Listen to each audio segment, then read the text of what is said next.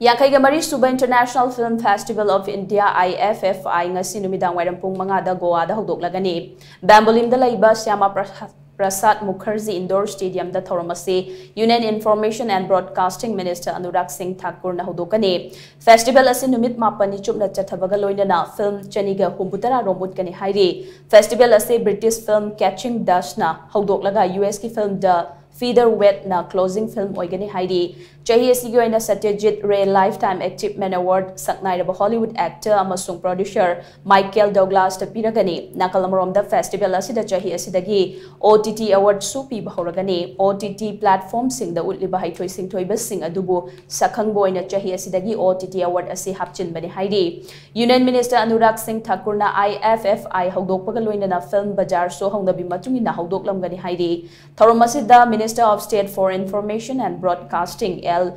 Murugan amasung Goa gi Chief Minister Pramod Sawansu Sarugyagadori Panbayabadi Festival asida Manipur gi oina su Manipur State Film Development Society gi parcel sponsorship ki makhada mioi manga khanduna sarugyari bane. Sarugyari basing adudi veteran journalist Pradip Fanjawam, lyricist amasung screenwriter Binoranjan Oinam, screenwriter, lyricist amadi director O.C. Maira, film producer, promoter Premjit Naroibam amadi film producer, cinematographer amadi actor Kangzam Ronel Chandra Maitaine.